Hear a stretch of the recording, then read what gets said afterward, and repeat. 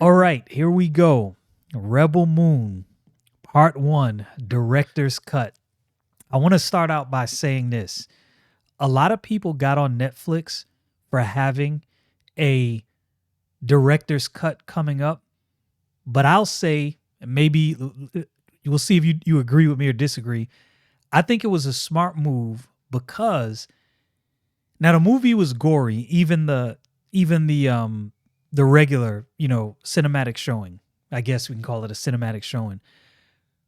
But it wasn't like completely over the top. Yo, this director's cut was it was over the top.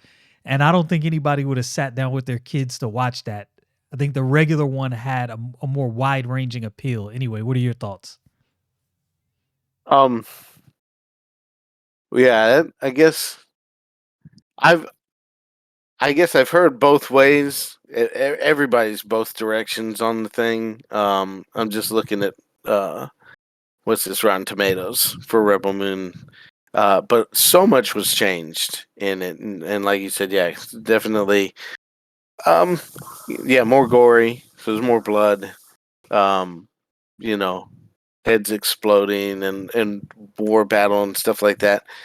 But it makes sense, as I mean, and of course, I don't really have a problem with any of that. And then the other things of the R rated director's cut, um, nudity and sex scenes and stuff.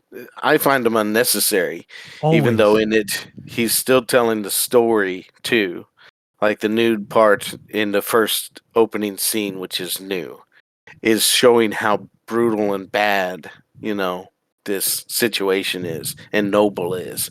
So it's a storytelling thing, but it could be implied instead of done, and as a Christian I'd rather not see that and just imply what you're doing, making Amen. slaves out of women or something like that, and 100%. forget that. And the sex scene the same way. It's like I can just walk away, skip it, turn my eyes, or press fast forward. Apparently, a whole lot in these particular ones, but That's what I did. I was like, "Bro, how like long do you goodness, need come to on. make this scene?" And of course, the only thing in it was like facial features or showing that she has some massive scarring or something. But they didn't focus in on the scar. Right. So it's like it's there and could have been implied some other way, you know. Again, there's many ways to do that, and but putting that aside, and foul language is unnecessary, so that could have been cut out. There's not a whole lot added to it, but overall, it's adding to the story, and to me, it helped establish that Noble's character is that bad, and Mm, not to trust him at all, no matter what, mm. for the rest of the movie at the very beginning because of what he does at the beginning of the movie. I don't know. Would we need to go into spoilers and just go ahead and say it? Hey, yeah, this is so It's I'll out, put it so in it the doesn't matter. title. Yeah, this is gonna be a spoiler. This discussion will not be spoiler free. So if you don't want to hear any spoilers, I will tell you from this moment forward, exit. That's your warning. Yeah. You've been forewarned. All right, shoot. Yeah, so I mean, everything that's added is to me, except for stuff that's unnecessary. But even that, it's all adding to the story and telling the story better. Everything that's added. So it's adding to Noble. It adds Eris's character, introduces you to him, and would tell you why he's how he is. And then when it adds later on in the battle, where um, he goes nuts on a guy that's attacking his girl, that's why, because he knows what they're capable of. And he goes crazy on the guy. So, I mean, it all adds to that character, makes that character more fleshed out, makes Noble's character fleshed out. Jimmy's character's fleshed out through the whole thing, Right. which a lot of people complained, what is he doing? What's going on? This doesn't make any sense. It's like, well, now it makes sense, if you want to watch the extra 2 hours of movie. Yeah. So, yeah, I mean, it's all better and increases. It doesn't make it a different movie, really, um, unless you, I guess, if you didn't like it to the original, the 13 PG-13 one, then this might say, okay, now you're getting a fuller story and you understand it better, and then you like it better. Kind of like Batman v Superman, the extra 30 minutes or so that Warner Brothers had cut out tells the story better and makes it all fit together right. So so a lot of people are like, this is a better story. This totally changes the movie for them. For me, I was following along so much with it in the behind the scenes and everything that I was like, it's the same story to me. I caught everything they were trying to tell, like the woman was lying in Congress and stuff like that, which so many people didn't believe from the theatrical cut. They were just totally confused by it. I was like, no, she was lying, and she was like, Lex Luthor's behind that whole thing. Right. So now this is the same kind of thing. It's like telling you that story. The whole, like, Jimmy's fleshed out by narrative and some things that he does. But if you're watching it, you get a little snip here and there of him doing whatever he's doing. It's like, okay, so if you're just thinking he's just out there contemplating the world that he's in, where does he fit and everything else, and why did he shoot that guy in the longhouse, or not the longhouse, but the weapons facility, whatever you want to call it, the little house that they were in. So he's, if you're thinking throughout the movie that that's what he's doing, then you know what he's doing, But you have to go ahead and just buy it with the PG-13 stuff. So for me, he could have made it PG-13 and been essentially what the R-rated ones are, without the gore, and without the nudity and sex scenes. It's just been a little bit shorter and still told all the story. And of course, Noble's nude scenes, they were implied in the the PG-13 one, and they're just expanded in this one, and it's unnecessary. Yeah, I think there's inherent problems with the way Hollywood perceives what will be accepted, right? Like, I don't know about you, but I'm kind of at the point where I don't understand why those in Hollywood that are the power players that make certain decisions can't understand. I will sit through a 4-hour movie if it's good. I don't really like the length of the movie. It's a Friday. I'm off work. I'm going to relax on my weekend. I get to see this 4-hour enjoyable movie. I would have sat in the movie theater through any of the extended Lord of the Rings cuts, any of them, gladly, and never complained. So I think Hollywood needs to stop handicapping itself, believing that, well, we can't have this movie be 3 hours. We can't flush this part of the story out. We can't flush this part of the story. I would have had no problem breaking the movie up into more parts if you flush certain things out even more. I don't understand why this concept isn't grasped. I think in some ways, directors and writers think very little of the audience. Like, you don't think I will understand you had to flush this character out? You don't think I would understand you had to make this thing 3 hours long to get the point across? I would understand that. If that's what you need to do, do it. Here's the problem they run into. They want to make subpar movies 3 hours. Nobody's sitting through that. Like, once the verdict is out, you look at, I don't know if you've seen Deadpool and Wolverine. I don't want to get into that, but just to kind of prove the point, Deadpool and Wolverine wasn't the most groundbreaking movie I've ever seen, but it was so enjoyable that I would sit through that again because it was an enjoyable movie. If that movie was 3 hours, as enjoyable as it was, I would have sat through that and never complained. So this is what I do like. Did we ever discuss the regular Rebel Moon? I don't think we ever went over that one on video. Did we? I think we did. I I think can we were do it. mostly talking about just the expectations of it. And the hatred that it And got. so, Okay. yeah, So we can talk about that kind of thing so again. I think the way people have problems with Arthur the fact that she was able to beat up on these dudes, like this is not believable, bro. It's science fiction. Like none of this is Well, it's believable. that, but it's still, to me, it's believable because it shows her getting hit and like taking it, True. and then in the fight with Noble, she's struggling. She's saved by Gunner. Right. And to me, everybody gets their moments in his movies. Agreed. And that's the difference between the woke nonsense that's happening where they're trying to force it on you, and this just feels natural. I mean, Yes. sometimes it's like, Agreed. why? But it's more like she was trained to be a warrior, and Agreed. she's mostly shooting the gun Yep. and not just wrestling with somebody.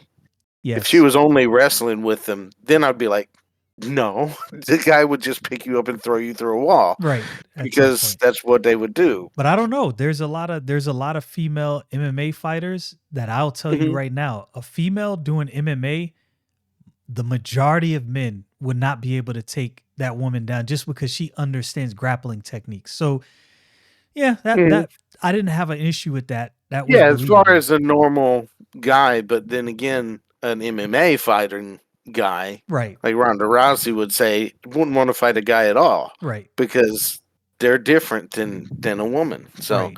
I agree with what she said and would stand with that. Um but yeah, it has to be somewhat believable. And when I was watching it, it's like, yeah, every one of these parts looks believable. Um the first time she fights with them and throughout the thing, she's mostly shooting at them. So I was like, I believe that. Right. And she got hit a couple of times, and it was like, it wasn't just oh, and she stood there like she was invulnerable. That wasn't what the case was. If it was, then I'd be like, okay, this isn't believable. Right. The thing I liked about how they showed that first fight scene, I don't I have to go back to the original one and see if any of that was changed. I don't think so. I think all of that was still the same. And I don't know if I said this last time. Something I wanted to go over with that is it was extremely believable to me from this point. If she was trained as a tactician, right? Like at a high level, a Mhm. commander, these dudes are peons that she's fighting against. Like Right. the way she thinks through a battle is like playing chess.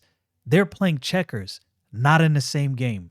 And you could tell she takes a moment to breathe and think, like, okay, who am I going at first? Who's going to strike Yeah. me next? She looks around Right. Surveying the room. like the equalizer. She looks around the room and says, Exactly. 10 seconds, take it off. Exactly. Yeah, exactly. Because he knows what he's going to do, right? And I think that's Surprise you and all that, surprising, right. like, oh, she's actually doing this and coming after me. And the last guy is like, okay, I know what I have to do. Just hold the woman and they'll stop. I think those are nuances in movies and in Mhm. scripts. We to some degree fans are hypercritical now, and to some degree there are things that fans don't pay attention to. And I'm Mhm. like, man, it's kind of crazy that we have both of those things going on at the same time. Like you're hypercritical on things you don't understand and something you should catch like that. Her surveying the room. Who do I strike Yeah. first? Who's going to strike at me next? Like I caught that immediately and I was like, "Oh, this is dope. This is Yeah. dope." You can tell how her mind works. And the funny thing is that point is emphasized several times in the movie so you get it. Like when there's a battle coming, she's going to pause, take a breath, look around, make some calculations, and then strike. And then what Mhm. you're going to see after that is rapid. And of course, you got the classic Zack Snyder slow-mos, which a lot of people have an issue with. I don't. I think they're dope. His signature move, Yeah. I like it. I enjoy it. It's enjoyable to watch. I think people are just I think people are looking for something to complain about for the sake of complaining, and I could be wrong. People like what they Yeah. like, but I like that. I like the fact I that got you a can couple points go ahead, go ahead. to We can interrupt you go because ahead. you made a couple of things. Go ahead. Make your points. Um, First, you like what you like and stuff like that. Well, why can't you said this in another video somewhere? It's like, why can't we just like what we like and people are okay with it? Why do you have to hate on somebody else's to try to say they have to dislike it? That it doesn't make any sense. And point of fact, I went to several movies recently, and in the previews to the movies before the movies, um, Nuvi comes on, Nuvi trivia and Oh whatnot, yeah, yeah. and whatever her name is, Menunez, she makes a joke and says, "Don't not to eat your candy before the movie starts," and then she giggles, right? And I don't care about it. I was like, "Come on, this is ridiculous. I don't like it." Right across from me, across the aisle, each movie, two movies in a row, the person's giggling and laughing at that little joke and giggle that she does. I'm like, okay, you like it. I don't like it. I'd Right. rather they don't show it. Right. But I didn't turn to that person and say, "What in the world are you laughing at?" Right. Right. like what you like. I thought of that immediately the first time it happened. I said, I got to talk to Carleaf about this. And then the next movie, I turned and looked, and sure enough, person laughed. I was like, definitely got to say this. You just like what you like. Some people think that's hilarious. Some people don't. And leave people alone. Let them like it. But Man, what happened in geek culture where we had our debates about what we liked and didn't like, and it didn't devolve into you suck because you like something I don't like. or if it was that, it was a joke. It's Right. like Right. like those people. Yeah. Right. It's like, why can't we just get along? No, Can't but we all anyway. just get along? Yeah, that's we're showing our age here. That's a reference that most young people probably won't get. They're losing it. Yep. Um, but then yeah, the other thing, slow motion. We already said in the last one. It's like nobody. I don't know of anybody that dislikes any actual slow mo shots. They say they do. I think they just say it. They like all this slow mo. Maybe it's because they already dislike the movie and they don't want to, sit through it so long or something like that. Right. But I noticed something really cool. You might have to go back and see it. But in the first part, and of course they changed this. It's not part one, Child of Fire. It's chapter one, A Chalice of Blood, and then part two is now chapter two, The Curse of Forgiveness. But in the first part, they are on the ship and they land with Charlie Hunnam's character.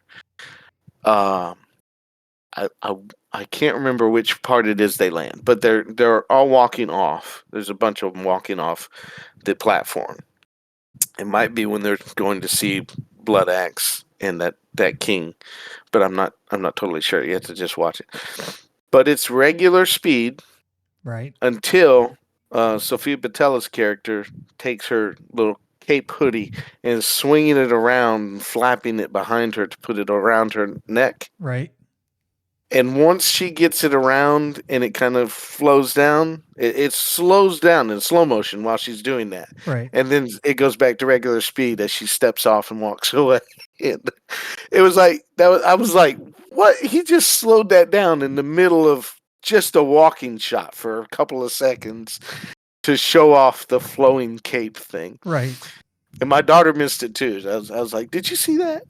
We were around it. And it's like, She's like, what is Dad, that? you're way That is deep so. in it. Well, she thought it was cool too. It's like, oh yeah, now you probably see it and thought it looked cool, but you didn't realize what he actually did at You that didn't know second why. too. You Yeah. have to give people credit where it's due. When it comes to certain things you don't understand that they do understand. I don't understand how to put a movie together. I don't understand how to direct a movie. I know what I like seeing, but some to Hmm. your point, sometimes we may not understand why we like that, but a director would understand. Yeah, people are not gonna realize. They're probably gonna miss that I slowed this one part down for 10 seconds, and they're gonna really like that scene, and that's gonna stick in their brain. They won't Mhm. understand why, but I'll know why. Yeah. Yo, the slow-mo scenes, I'm not gonna lie. Deadpool, when Deadpool and Wolverine are jumping into the portal and it goes to slow-mo, I dig that. It felt like something directly out of the comic book, and I was like, "Yo, I dig that." Yeah. If you speed that scene up, it changes the entire feel of the scene. I think this is something Zack Snyder understands. He under, he understands how to control the emotion of a scene with with slow mo. Now I know I'm getting into the weeds with Yeah, that. he's big Some time visual, a lot of stuff, even not slow-mo, but just all kinds of stuff he does visually yeah that you just you miss it, but you don't really miss it. If you're seeing it and you're paying attention. But yeah, I think a lot of audiences are distracted. You see people get on their phones watching movies, and it's like, what do you? My right. children, I have to steal their phones or something when we watch a movie because they will sit there and play a video game or something while we're trying to watch a movie. I'm You're like, like, hey, what are we're you watching a doing? movie. Let's stick to the movie. What are you doing? You What are you gotta doing? see what's going on, man. Yeah. I'm watching. Head down. Like, come on, man. Yeah, yeah. No, I'm with you. I'm It's with you. crazy. But Watch yeah. the movie and enjoy it. This is what you come to the movie theater for. I think and so here's what and I think we went over this before when we were discussing Rebel Moon. There are people that are gonna not like it just for the sake of not liking it, call it whatever they Mhm. want, rip off of Star Wars, blah blah blah. I think what we have in Hollywood and in entertainment, we have a changing of the guard. There will So this is something I'll ask you. Maybe you can expound on this and see what you think. Do you think, let's say 10 or 15 years from now, the Rebel Moon franchise is off to the races? They're doing theatrical releases, other movies. Do you think these movies will be celebrated in the future, or do you think it will be a mediocre reception and won't go beyond that? Um, I don't know if I can expound on it or not, but I would hope so. Because when I see it, I want to see more. That's what I wanted. That's what I wanted to get out of you. Yeah, Right, I right want there. to see more. Yeah. I want to see that next chapter. I want to see it that way. Um, I'm trying to think. There's a few things, like you said, this Star Wars thing. I don't think it was so much a Star Wars ripoff. People talk about several different things he took it from, like Dirty Dozen, Seven Samurai. Right. But he says that he said in an interview.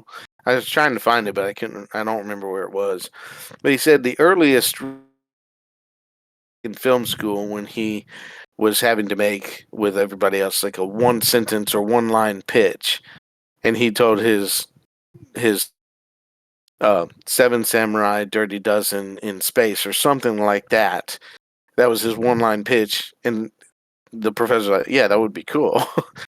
And so it develops from that one line pitch. It's like you're taking elements from storytelling. It's not, how many times over is this story told, Right. untold times. It's not necessarily a Star Wars ripoff, as it could have been sort of developed toward that.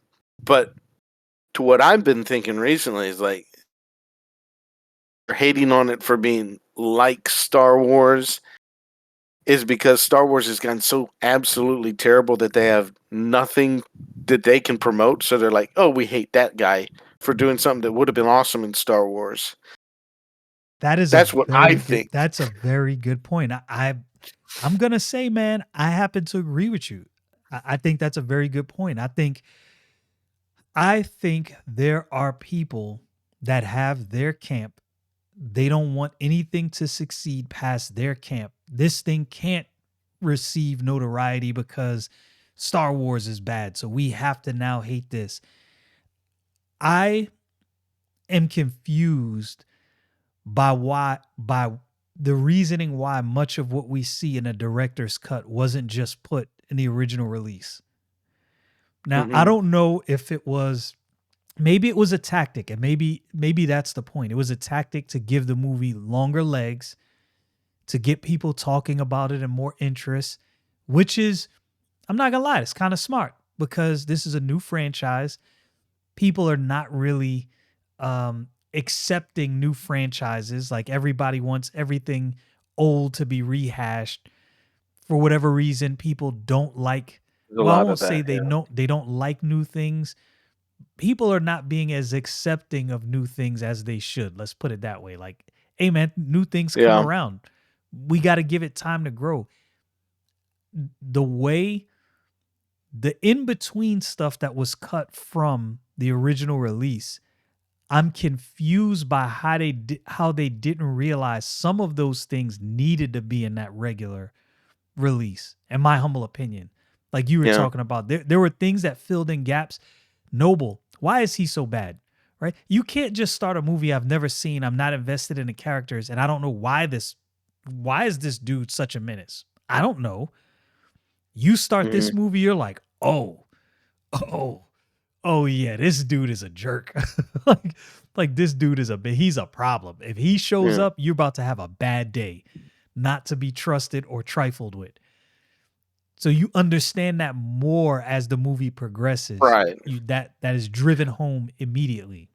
I think that's part of the idea. It's like there's the executives of films. They've always been doing this because I watched director's cuts and deleted scenes and stuff like that from other movies, and it's always like you want to fit it into a certain amount of time because movie theaters and so many viewings or whatever. The excuse for Batman v Superman, stuff like that. Um, so the executives have a say in that. Now with Netflix, it's that way too. From what I heard was that they approached Zach and said, we want to do a PG-13 version. Now, what all the parameters were, I kind of am assuming they said, want to try to keep it a story. And so I still think that he did that. The extended cuts, the director's cuts, still flesh all of that out more, but I can still see it in the original. Like the first time you see Noble, he seems odd and weird, and Yeah, I welcome you to his warm embrace, the dead king's warm that's embrace. true. It's That's like, true. You and something about that. You're there's just like, something weird about this guy, I what don't he's know if I doing, and then like he this. kills, yeah, and then he kills the Sidri, and it's like he's brutal. Um, but it's an additional thing at the beginning, and yeah, um, the introduction I think works better in the extended. Agreed. Much Agreed. like the if I'm not mistaken, it's the same kind of way Star Wars introduced Darth Vader. Like the introduction to Darth Vader is like, okay, Bad dude. an original Star Wars fan, liking all those trilogies, the first trilogy that is, and then they started the second set of trilogies over to tell you his story. It's like I don't really care to know that. Right. I don't think they did Right. it the right way, but that's another story entirely. But then it's like, well, now my introduction is him as a kid. It's like I don't care about this. I Right. like Darth Vader as I knew him Right. to be, and I can make up the backstory in my brain somehow, or read a book about it or something else. But Right. There's a certain things you don't need in completely a different story. yeah, there's certain But things you don't need in introducing the theatrical characters release. are important. They introduce Cora the exact same way, and then tell her story through, you know, True. flashbacks. Um, but yeah, everything in to me in the director's cuts is expanded. Some things are unnecessary, uh, but then uh, I don't know. I mean, I think that was the Netflix decision, and it might be that they're watching it and they're like saying, "Okay, we probably didn't have to do that." You know, Mm, you could release his director's cuts and just let that be the show, right. or if they wanted to cut Release back both. on it and say, "Yeah, release both at the same time," or cut back on just the stuff and then say, okay, this is a PG-13 version that your children could watch and not be too troubled by. Right. There's still thematic elements in the PG-13 There that are is. the whole rape issue and Right. stuff like that. Um, but yeah, I mean, I think but they may be learning that lesson too, because I don't think they've ever done this before. They just release stuff and it goes out and that's it. And I think the So, benefit Netflix has is they have real world numbers. They hmm know how many people stream this thing. They know how long people watched.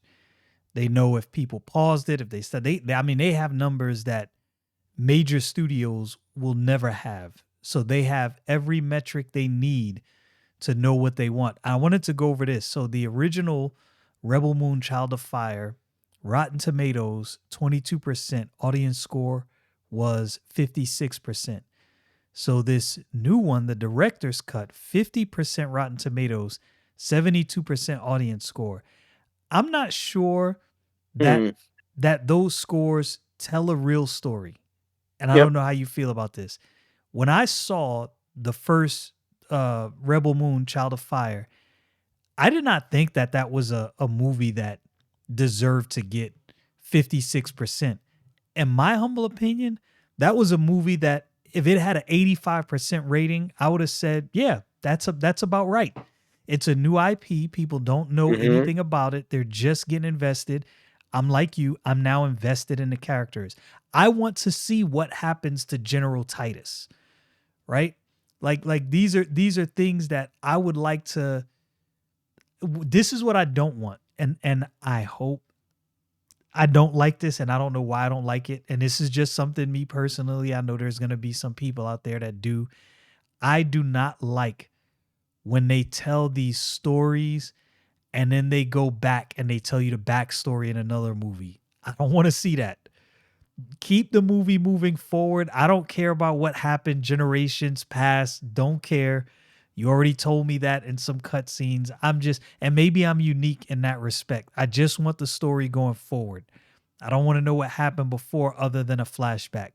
I don't need that. Or like you said, write a book. Put in a book. I can go read the book if I want to know.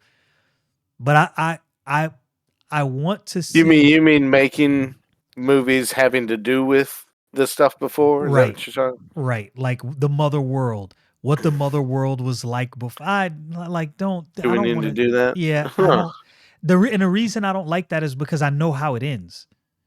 Like Yeah. I know where that goes. So it's like it worked with Star Wars. It worked with Star Wars, but I think Star Wars is kind of unique. Well, I think that may be why it could work in this kind of scenario too, Fair point. because there are people that want to know the backstory now, Fair or point. want to know some like Nemesis. My daughter, when she saw Nemesis Oh, die that's a in good the point. second one, I she was stand like, "I hate corrected. this movie." She screamed at the TV for 2 minutes, not paying attention to anything that was going on, saying, "I hate this movie. I hate this movie," because her favorite character died. Yeah, So I fair I'm like, point. oh well, they could do a series or a A movie prequel, on yeah. Nemesis and tell you. I mean, for me, like you said, I already saw the flashback. I kind of know the whole story based on that, and I know where she's at, and that's it. I would rather see something going forward with that boy and what happens because of her influence with him instead. What's his Very story going yes. forward? Like you're saying, sort of. Very true. So, so it's kind of a mixed bag because there'll be people that want to see that the whole John Wick. People wanted to see the Continental and what about the Continental and the things going on before it. So there's a show out there, the Continental. It's on Fair point. Peacock, Fair point. and I've not been able to get into the show. It just doesn't. doesn't appeal. You know, You're probably a there's a lot bunch of like junk me. in it. But Once you know what happened, like how this thing transpires, you know, in the end, ultimately, it's like, do I yeah, really care to see well, a because they're prequel? going back and telling Winston's story, Right. and I'm like, I don't need to know that. But you could go back a little bit and then tell the story of people coming in and going out and what they're doing, and follow different hitmen rather than just John Wick. Fair point. That would make more sense to me. But going back just to tell his story, how did he get the Continental or something? I guess is how they're doing it. That doesn't. I'm like, no, I don't care. I mean, some parts are kind of cool. Mel Gibson seems to be cool almost every time he shows up in something, so I'll watch it a little bit. But I couldn't get into it like I enjoy John Wick movies. That first John Wick was just, I was like, wow, this feels like I'm watching a Matrix for the first time. Like that kind of feeling. Like this is a really different movie. I like it. Yeah.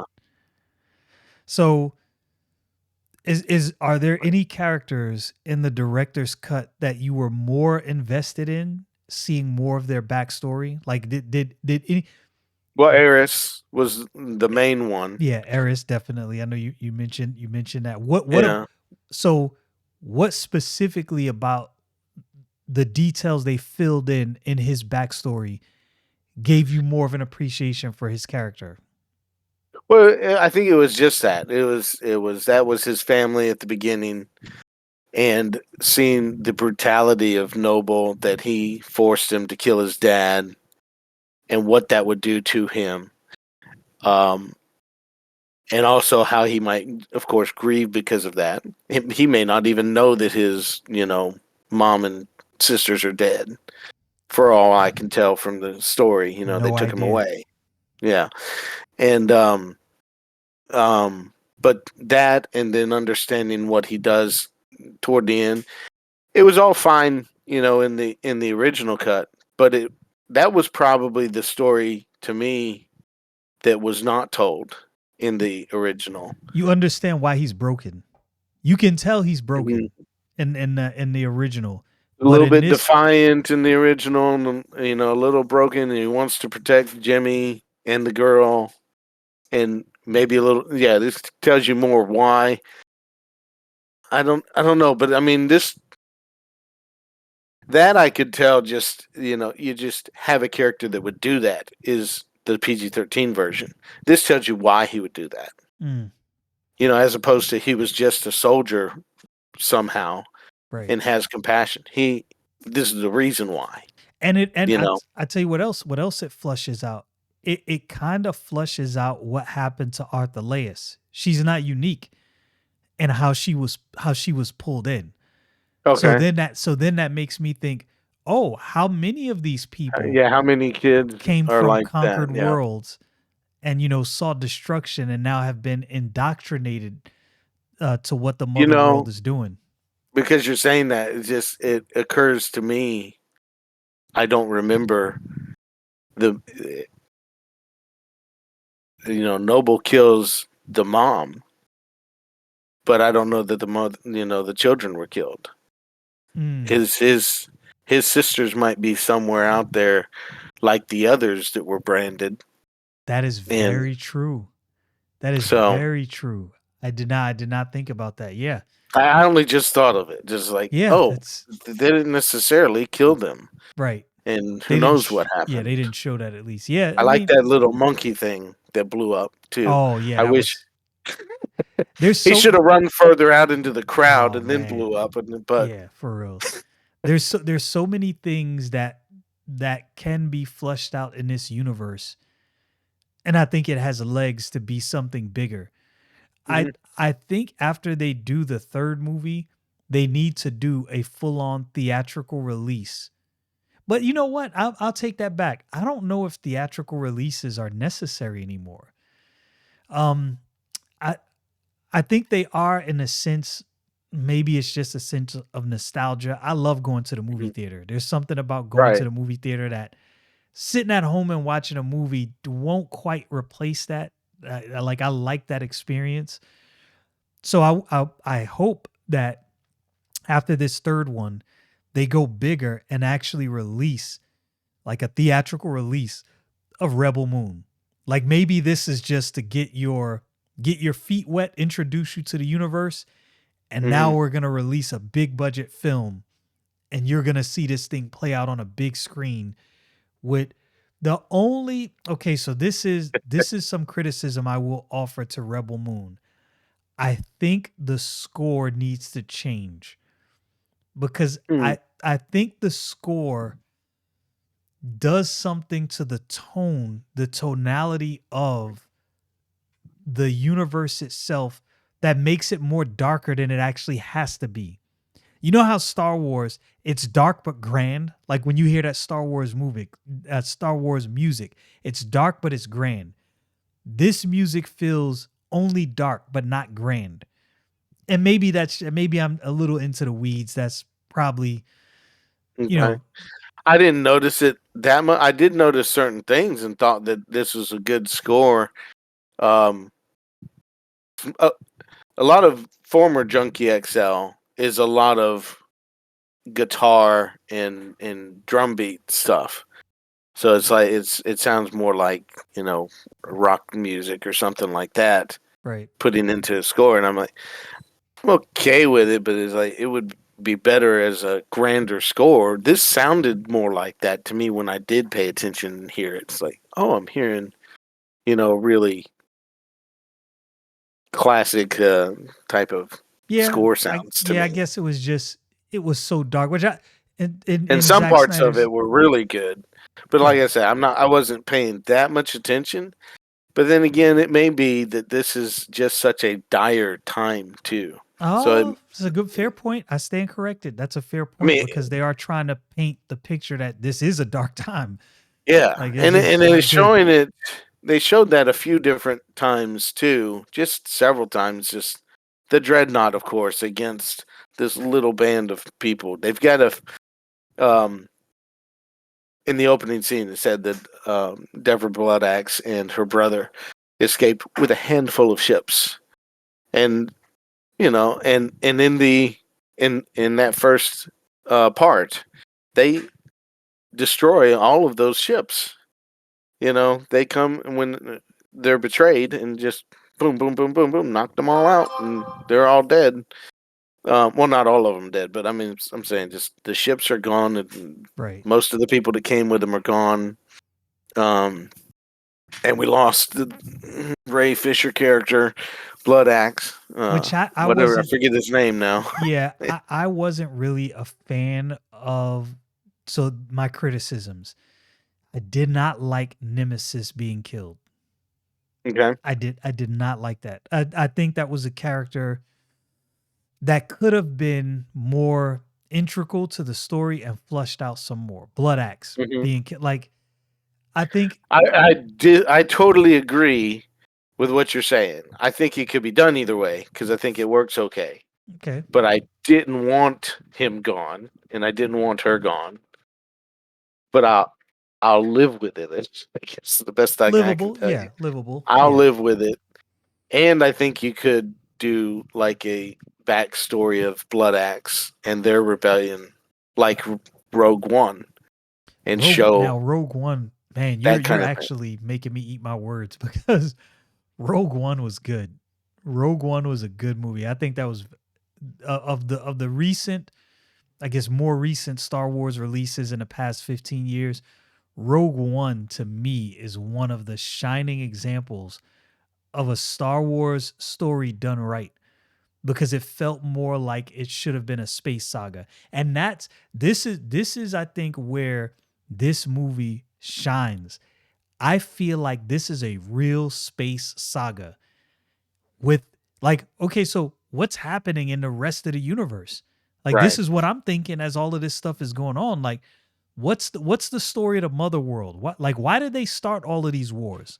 Like how did all this start? Because that original king, Yeah. it doesn't make like his mentality when you hear him talking to Arthur, it's like, yo, you don't sound like a dude that just would be having random wars, indiscriminately killing people for no reason at all. Is it hmm that his military generals are lying to him about what's going on? And could it be that the ilk of people like Noble always had this in mind. Like they wanted all of these wars and they wanted expansion, and so they lied to the king. Yeah. And some of that's in the movie too. Yeah. In the director's cut. It's like he was not only he was going to end it, by having his daughter, ascend as queen, Right. but and they were assassinated. But even before that, when he said he's like he doesn't punish Belisarius the way he could, and he puts him in the Senate, and then he takes over the Senate. There's that whole scene with him, screaming and yelling about whatever he's yelling about, Right. and it is telling the story that you're talking about. It's like, how did the king get to the point where he's doing these wars, and these people, are set up to destroy, their way by making endless wars. Right. This could all be a lot of political stuff too. Yeah. It's being Sounds told so by much like what's Snyder. going on now. Anyway, that's a whole nother. But Yeah, so but obviously, yeah, he was talking to his daughter was changing him, and all that is told, but he gets assassinated. right. Now, here's another thing that is Yeah, how did he get to that? That's a pretty good question. Which again, there's supposed to be an RPG game and video game. I think at there's a least at some comic book. point. Yeah, comic book. I know it's out in novel form, but I haven't been able to find it or read it. Yeah, I haven't Um, seen it in the comic book store. Not that I've been looking for it. It might be in there. I just wasn't looking for it. But I don't know. I might, if I see a Rebel Moon comic book, I might pick it up. yeah, I might pick it up and see. Callista wants it. She's like, yeah, I'll take that. Yeah, might, She wants graphic novel version of it or other things too. So yeah, if she likes graphic novels, she might want to check out the Rippaverse. See, I got on my ISUM shirt. It's pretty good, man. Pretty good stuff. But I I I am not convinced that the daughter is actually dead, because they allude to her having some kind of powers, like when hmm you see her heal that bird.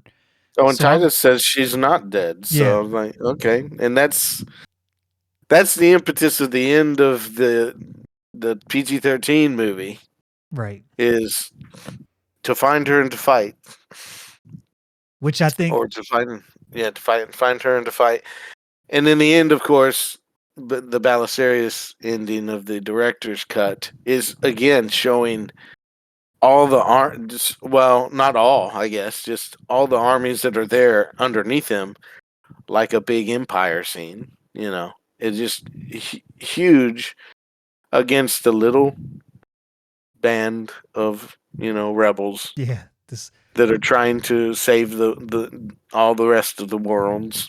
Yeah, the known galaxy. Yeah. yeah. I really It do appreciate the enjoyable storytelling element. Do you feel like this is a question I've actually had for you for a while, because I've noticed this. Do you feel like audiences maybe are getting a little impatient with story building? Like we need to be a little more patient and allow things to flush out. What do you think about that? um that I don't think so. Actually, I don't really think so. Let me look Okay. at something Okay. Cuz that the because it only depends on what you mean by an audience too. yeah, But okay. let me look at this Trap. So Okay, I did you guess see Trap? no. I did not see Trap. Okay, Trap is on Rotten Tomatoes, 54%. All critics, top critics, 50%. 65% verified audience, and then all audiences under 60%. So you get 65% verified audience. I don't know what I'd make of that, but if you watch the trailer for Trap, you know the basic premise. So the whole thing is just Oh, telling the yeah. story of the guy. Yeah, I did see the preview for that movie, and it looked interesting. Be honest with you, I was like, this is kind of Yeah. intriguing. And like I said, I mean, you already know at that point what the story is, though. When you watch the trailer, You do. they're not hiding it, and within 20 minutes of the movie, you know what the story is really. So it's just telling his story by his acting and what he's doing Mm. throughout the movie. But if you haven't seen it, of course, I don't want to spoil any You particulars or won't spoil nothing. it. But I may or may not watch it, but yeah, so the reason I say that is the complaints I've seen from some, not all obviously, but the complaints consistently from some is, why didn't you tell this, or why didn't you tell that, or why didn't you, and I'm like, yo, he's building a whole new universe. You can't flush everything out in the first movie. What do you want, a 10-hour well, movie? Like how much do you think, if I'm telling you some brand new story you have never heard before, how much of that do you think I can flush out in one movie? right. Probably not a And lot. that's yeah, and that's the catch of like they're like, oh, it's too long, and it's but at the same time they're like, but why didn't you tell this? Like, how could I when it's already too long, right? But yeah, I mean, I don't think that.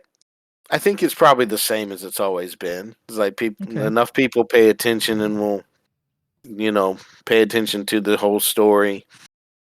Um, One thing that, going back to just Trap for a second, I heard three commentators say um, that the entire concert was set up just to trap the guy. It's like created by the government. Like they set up and it was like, no, in the trailer they tell you what that they just knew he was coming. So they decided to enclose the whole place.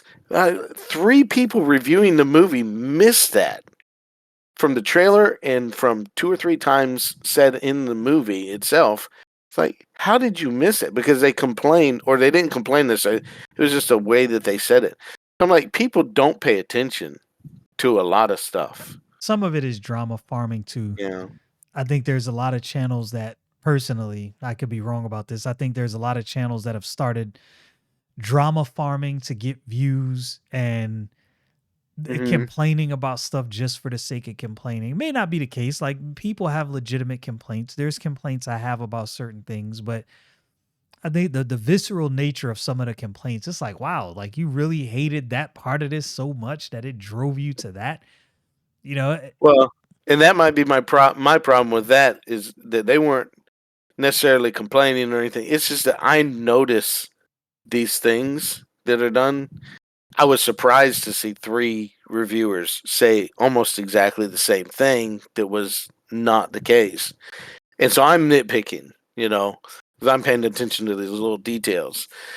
But I do find people that don't pay attention to details, or like you're saying, some people may be um, trying to complain. They're finding something to complain about hyper when focused, you know hyper fixated on. Yeah, because if you say, "Oh, it was really good and awesome, let's just go," and you don't criticize it all, you don't get any backlash, except for haters. Right. Well, I hated that.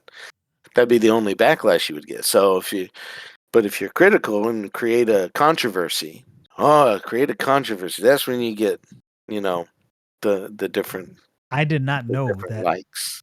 it was going to be controversial to like Rebel Moon. Like some of the comments on my first Rebel Moon video, I was like, wow, people really hate the fact that I like this movie.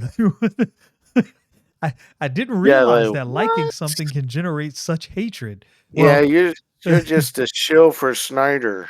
So- and you know what's funny? This is what's funny. There's of course there's certain movies I know, from Zack Snyder, 300 and a few others that I can think of. But I'm like, if you rattled off a bunch of Zack Snyder movies, I probably wouldn't even know that he made those movies. I right. don't keep up with any specific director per se like that. Right? Like, it's like, oh, this guy created this. Oh, cool. I didn't know. I just liked it because I thought it was good. Didn't know he created it. Right. It wouldn't have mattered if it was Zack Snyder or anybody else. This was just enjoyable. So flushing out the characters, like you said, um, what you see, the backstory you see from some of the characters in a director's cut, how this was more flushed out. I think so. This is the fight scene in the barn. I actually like the fact that they showed the heads exploding when Mhm. Arthur was shooting a guy. And here's why. It gave you like the weapons obviously are space futuristic. And I'm like, oh, this is definitely some kind of plasma blaster. The way their heads melted and exploded. I was like, Mhm. oh, like you really get the sense this is really futuristic. I think that actually added another element to the story. As weird as it is, because initially I was like, more gore. Yeah, who cares? But when I saw that and I saw how the CGI showed that, I was thinking to myself, actually, I think they should have kept this in. This actually makes more Right. sense. You get the sense of what these weapons do. You take a plasma blaster to the face, I expect to see your face melt. And you see that. It's like, oh, yes, that's that's what I would have expected to happen. Yeah. Um. I think that could have been done. You have that like the R-rated and take out nudity and cussing and leave that in, and it'd still be R-rated. They'd still have to say this is R-rated Right. war violence or something like that, and then maybe they could say the same idea as PG-13. Again, I think Netflix may be having a whole team of people just sit there and say, okay, this is basically what happened. This is here, da da da da da da. Like you said, they've got all kinds of analytics they can look at, and probably trying to watch some of these reviews and stuff that come out about it too, and make a correction, to that. To me, it could just be whatever Zack Snyder decides to put on there, and enough people would watch it. They'd just be, yeah, we're gonna watch this, and we'll skip what we want to. Um, and I almost think every single movie should have like the TV version. Mm. There's that whole I don't. I've seen it recently. There's a downloadable program, but a long time ago there was a thing you could put From in Angel Studios. Yeah. whatever. It was Angel Studios that before they became Angel Studios. It was an app that would strip certain things out of Okay, so it's movies. that Yeah. app. Yeah. But before, a long time before that, they were trying. Somebody was trying to do that with video cassette players, Mm. VHS, and stuff, where it knew where the stuff was. You got it programmed so that when you played that particular video, it knew what it was, and then it did the thing it needed to do, and made a TV version basically Right. of whatever you wanted to cut out of it, and so yeah, if they're not gonna just not have, because I don't see any movie where any language has actually enhanced a movie, you know, Unless it's and the Samuel other L. stuff. Jackson. I don't even think he enhances anything with that. It's I just could have might make sense with that, where they get intense that you give me back my son, and if you remember the Mel Gibson movie, yeah. back in the '90s, I think it was. So, um, but very little known movie. But Yeah, but yeah, I generally agree with you. It to me it's kind of like nudity. Like I don't ever need to see a sex scene in a movie. Ever. Never need to see nudity. It's not no, necessary. It doesn't it's all add gratuitous. anything to the movie. The violence, people might disagree with this. The violence I understand. If you're showing a fight scene, somebody get punched in the face, they might lose a tooth, might break a nose. Like that's actually part of that. People are fighting. This is part of the action. You show a ship exploding because you're in space and there was a torpedo or a plasma blaster shot at this ship and it explodes. People are flying out into space, into the vacuum of space. That's something that would actually happen. So this is like Hmm. this is accurate. But to cut to some scene where some couple's in the bed having like what? That this is nothing to do with the plot. Adds absolutely nothing. This is unnecessary. But it's Hollywood, so but Yeah, to some degree, Hollywood. I see that changing because this might be the reason why Netflix initially did what they did, because most people watching Netflix are watching with their families. So if you're Hmm. sitting down with your family, if you got your wife and your 7-year-old daughter, 5-year-old son, you don't want a sex scene to randomly pop up and then you start looking for the remote to fast forward past this. No parent wants to have to deal with that. Language you can kind of get around. People are going to use language every day when you're out and about. Your kids are going to hear these things.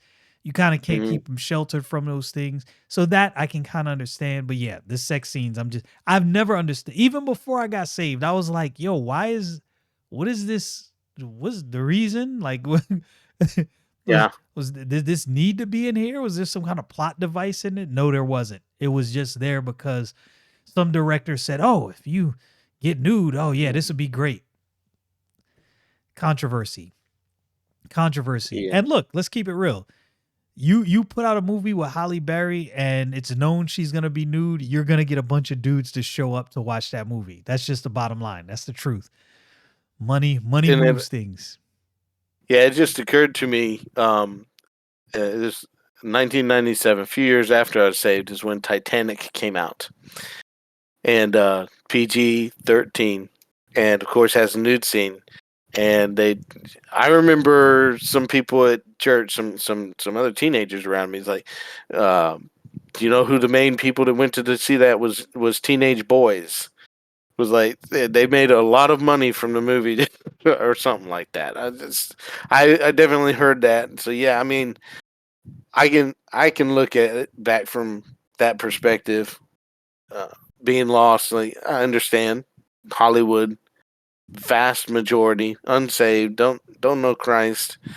Oh, it would be great if some of these directors got saved and did some Christian movies and stuff like that. Um, It depends, because sometimes people venture into Christian movies and they think, oh, I'm saved, so it can suck, and people just go see it. Nah.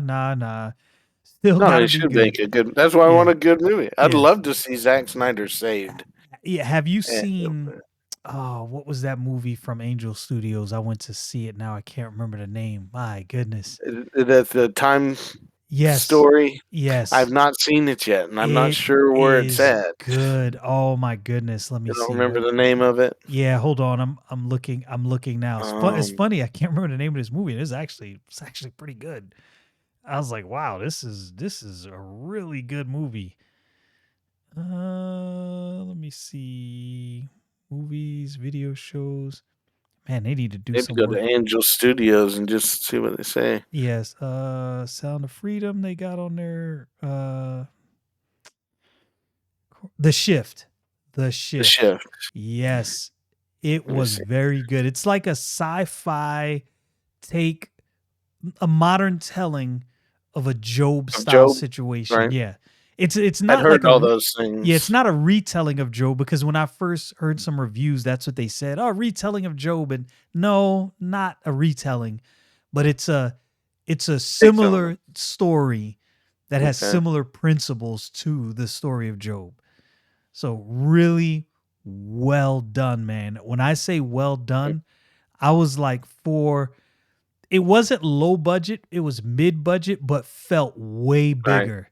It felt way bigger. I was like, this movie, this is incredible. Somebody spent Hmm. some real time working on this one right here. So anyway, back to the subject at hand, Rebel Moon, Hmm. director's cut. What I foresee is, I don't know the exact numbers. I gotta find Netflix. Let me see if I can find it real quickly. Directors Rebel Moon director's cut streaming numbers, because it is my in my humble opinion, I think this movie actually turns out to be something big moving forward, like an expanding universe that creates a huge fan base that actually follows the movie. And the only reason I say that is, whenever you see something so polarizing where like people hate people who like the movie, It's like, yeah, this thing is gonna. If you get people hating on people for liking a movie, this thing is probably gonna have legs because that generates a buzz. Like, why do people hate people who like this movie so much? Well, now I gotta go see this because I gotta understand what is the deal. It's Yeah. kind of crazy. Let's see streaming numbers. See if I can. Says this means that despite the fanfare, both cuts they were both viewed less than 3.6 million times each and earned less than 6.4 million hours watched. That's still a lot of that's still a lot of watch time for kids. You gotta think, like, people have already seen the movie.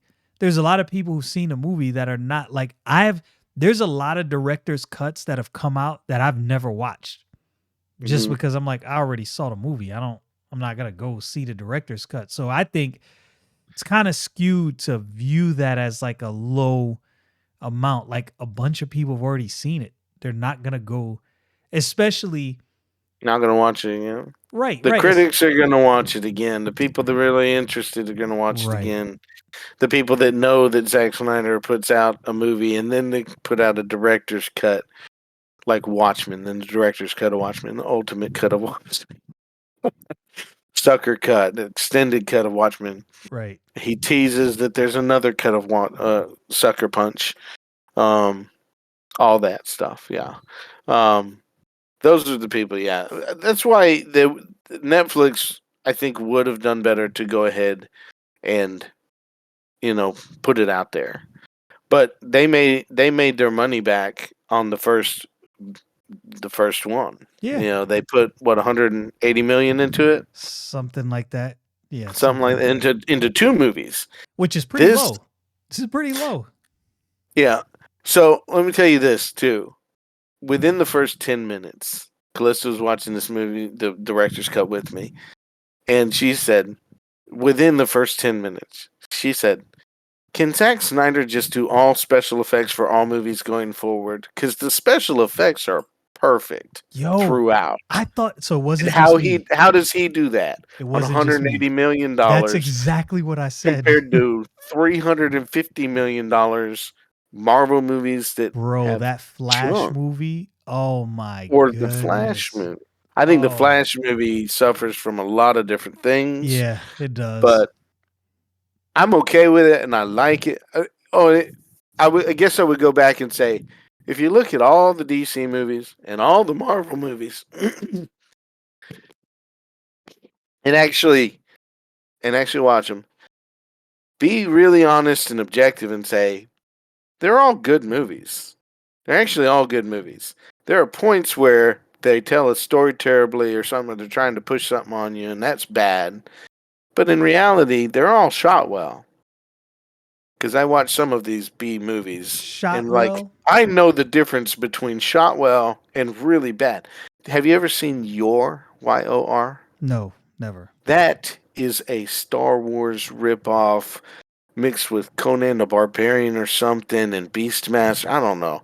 It is, and it is That sounds like a horrible movie. It is junk, but it's fun to watch a little bit. So, but it's definitely got Star Wars stuff in it. So if you watch it, it's pretty interesting. And the front cover kind of tells some of that story of it being Conan the Barbarian, kind of like. And anyway, yes, you should go look it up and see what you think about it. Watch the trailer or whatever. I'm gonna check that out. So here's the the Star Wars ripoff crowd. That's a Star Wars ripoff. Go see that. Go check out Yor. You guys want to see a Star Wars ripoff? Go check. That's Yor a out. piece of junk. But it's fun to watch.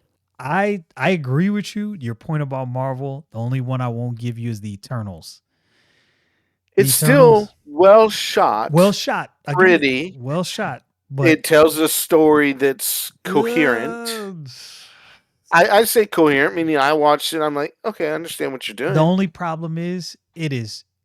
Whether or not it's a bad story, even. I'm not necessarily going in that direction. Like, this is really promoting something terrible or not. But it tells the story. It's even. I just watched Jack Reacher Never Go Back. And it was liked less than the first one, which was also disliked a lot because just Tom Cruise is not the size or whatever. I understand, but the second one, it's really quick. They like pushed the pace. They could have slowed it down because the first movie is really fairly slow paced and well told throughout the whole movie. But the second one is like I don't know. They thought they had to make him run more often, but he starts running like right away in a certain place. I'm like, wow, they're running. What? What? Yeah, What just happened? Why are we running? Is this a Like, why are marathon? we? Yeah, it's Is it a just like track real movie? quick cuts, real fast pace, like push, push, push, push, push, and some things shouldn't be that way. There's some Liam Neeson movies, well, Taken 3 actually terrible because there's They so should many have quick stopped cuts. Taken after the first one. Well, Personally, it was okay though as far as the story. I understand like the story progressing, but then they turned it into bad shots and stuff. it wasn't bad. There's quick cuts Yeah, and stuff like that in 3.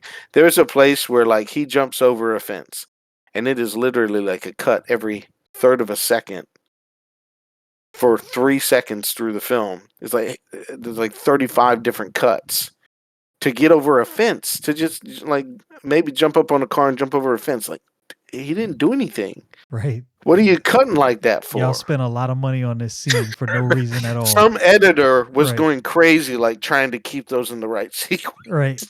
How do I piece this together? What's the timeline here? Yeah, I think I don't know. I think Taken for me, it was one of those movies that the first one was phenomenal. Yes, and the second one's good because it's revenge. The third one, yeah, it goes into like, wow, why do you keep doing this? Equalizer really didn't need more movies. They weren't bad. They weren't bad. It's just the fact that it didn't need. It wasn't one of those movies that I felt, okay, you need to tell more Equalizer stories. Let it in there. Equalizer, great movie, done. Taken, great movie, done. Everything doesn't need a sequel. Let it go. This is the heads up in the executive suites. Like, how much money did we make off that? Yeah, make a second one. Yeah, go ahead and make the second. Okay, we're gonna make 3 more, guys. Go ahead. Oh, wait, we're not gonna make the 4th one anymore because that 3rd one was terrible. you know what's funny? I don't know. This is kind of. There's a place. They need people like us, common sense people up in the executive offices saying, listen, stop. Or at least by the second one, okay, stop. Never gonna You're happen. not really telling the story anymore. Just stop. Because you're about to lose all the money you made on that 3rd movie. They keep the money now. They lose all of their fan capital when they just keep it going. I wanted to say this kind of a tangent. I know we're getting off Rebel Moon a little bit. Secretly, Apple TV is creating some of the best sci-fi shows around. You said that last time. I'm telling you, man, if you have not watched some of these shows, they are incredible. Anyway, I just wanted to say that they're doing it right. What do you think is going to happen moving forward? We can end on this note. What do you think is going to happen moving forward with Rebel Moon? Does it have legs? Will the 3rd one be well received? Will it be trash? And will it, of course, we don't know, but just in your estimation after what you've seen, do you think this has the potential to be something bigger than life? Sort of like a Star Wars was eventually. Okay, so tying in the thoughts before, like this is the kind of thing that could go on and on and on that would make sense to go on and on, as long as they keep good storytellers there. Because I do think that over time, people are going to forget about the idea that it's Star Wars or something. Because I've tried to put that just out of my mind. It's like it was pitched for Star Wars because those people have money. It could have been a good Star Wars show. Would have been a great Star Wars movie. But it is something that has so much the ability to have the whole universe. Did you watch the Creating the Universe Little 28-minute thing Not on there. yet, not yet, but I'm going to after you mention it It to me. I'm it gonna tells watch it. some of that story. It's like we're creating the universe. You got all this stuff. They went to however many different worlds. You got the gladiator place where they got Titus from. They could tell stories there. This is the kind of thing that would make as what Disney's trying to do with Star Wars. Again, as long as you get good storytelling in there. Um, I watched The Acolyte. I'm like, what are they doing? No, I have not so watched it yet.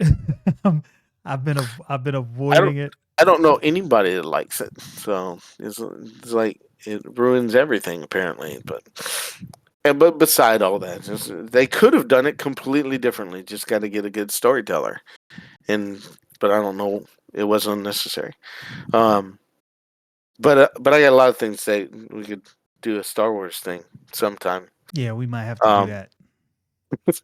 but yeah, but this is the same kind of thing. It or Battlestar Galactica, I guess. I've never gotten into it, but apparently it's able to be huge. Star Trek, there's something I know somewhat about. Is huge. They keep making shows and just go wherever they want to with it because the universe is ever expanding, Right. if you will. So yeah, they could certainly do that. I've not heard anything. I didn't go to any kind of interviews of something since these have come out to know that there's a third movie in production or anything. I'm looking just at Zack Snyder's. He's got Planet of the Dead, Army of the Dead, Las Vegas I was pretty as sure a this was supposed to be a series. trilogy.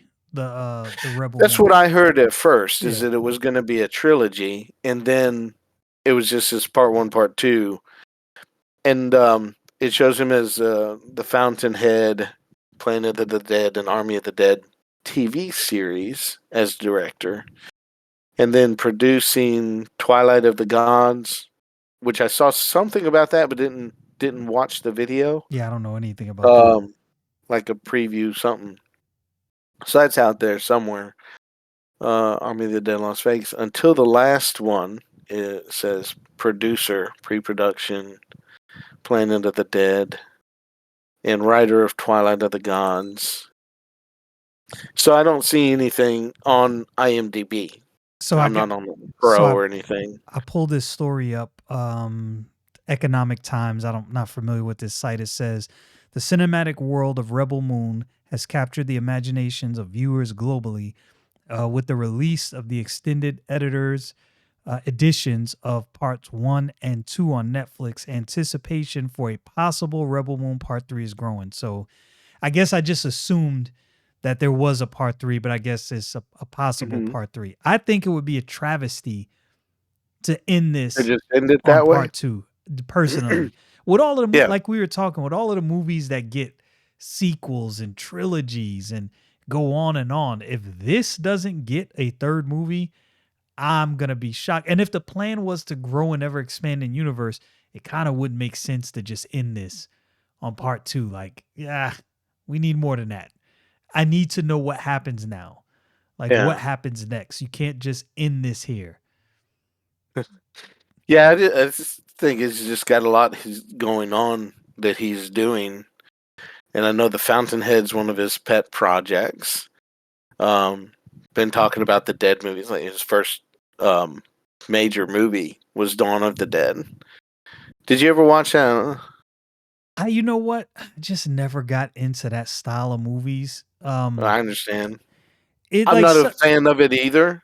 they But just what they never what grabbed me. yeah. But what's good? What's really cool is just watching toward the beginning of it, and when you get to a long scene, because he does a long uncut scene that's Okay, amazing, and just okay, cinematically, it's really cool.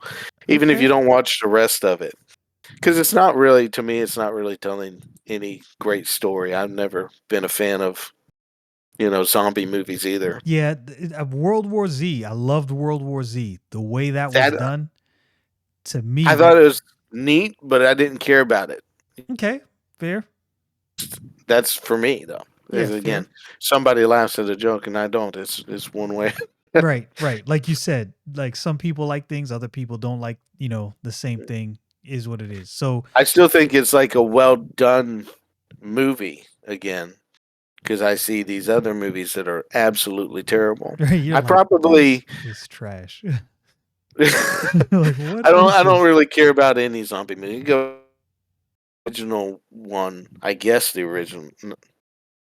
I can't say that. Just the Night of the Living Dead, supposed to be like the kickoff of Mm, them. I've watched that and I'm like, I don't care. This is ridiculous. To me, it's terrible. But I like Thriller. Michael Jackson's little short movie Thriller that was with a pretty few. good. Yeah, that was pretty But good. and I think maybe my favorite zombie movie would be like Warm Bodies or something like that. Never even heard of that.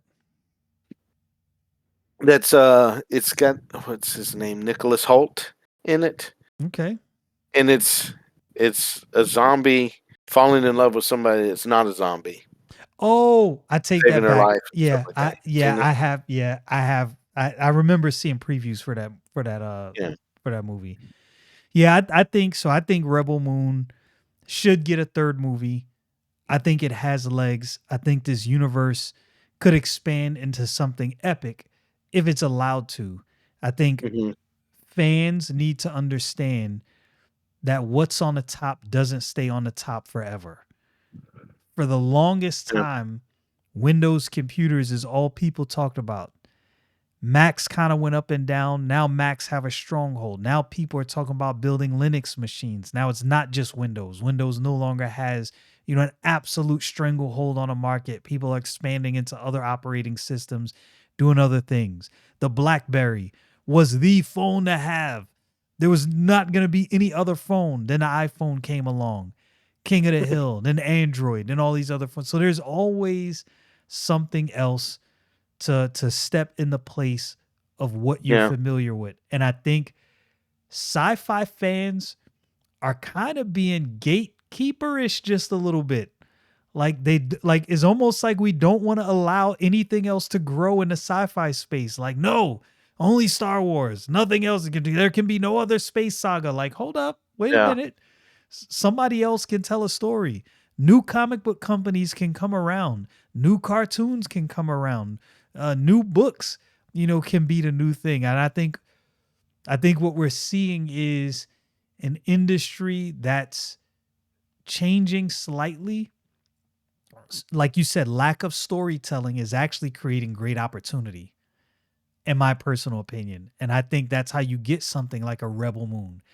When Star Wars is no longer focusing on telling a cohesive story that we as fans actually want to follow. Because I'll be honest with you, I typically stay away from hate streaming. A lot of people do it. But look, let's keep it real. Star Wars is in a bad place right now. yeah, Star Wars is in a bad place right now. The stories are not good. But yeah. I Well, think and they're hiring what people that don't care about Star Wars, don't know the story itself, my and they're prediction, trying to tell a political message for themselves, right. and that's their point. But I don't know that that's necessarily true for me. But this is a Star Wars discussion, and that would go a different Yeah, direction. different But yeah, direction. I think the whole idea would be to stay true to the story, to bring in the Star Wars for it. So for me, when they brought back Star Wars and did Force Awakens, and then they said, "Well, we're going to switch up the directors." Like, well, okay, that'd be fine if you actually had the full story, decided what you were going to do, which I think J.J. Abrams said, I know where I'm going with this. But then he had no say in whether or not it could stay that way, you know? Mm, And then when he came back, he's making course corrections and saying, well, what can I do now? Because we've already thrown that away, that possibility, whatever he was going to do. So he made up something different and did the best he could. right. And What he had.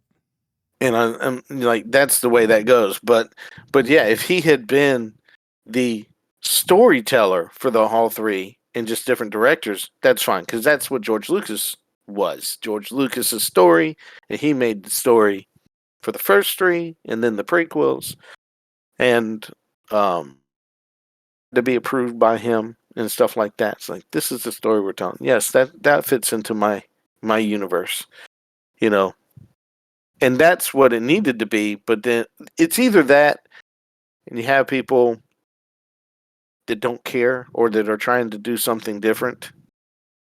But that's the criticism that I've heard. So it's the same kind of way. It's like, when you're going to have a universe, there should be somebody in charge that knows the boundaries of what you're going to do, which Feige had for a long time. He learned everything from other things, creating different story, other whatever. I'm trying to think of them before, but the old Captain America movie that came out a long time ago, and they tried to do a Spider-Man way before that. And he watched Spider-Man and what they did with Spider-Man at Sony, and he watched the bad movies that came out too, or the old Fantastic Fours or whatever. Ooh, and then he that's a said, "Okay, well nightmare." now we're creating, giving me now we're PTSD. creating the Marvel universe," and he set the boundaries, and then he let go of the boundaries or whatever, I think or they were was taken. forced to. Yeah, I think they were taken from him.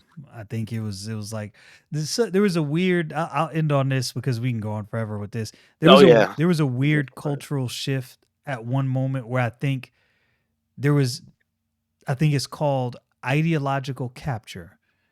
Like the industry was taken over ideologically by people who cared nothing about entertainment, good story.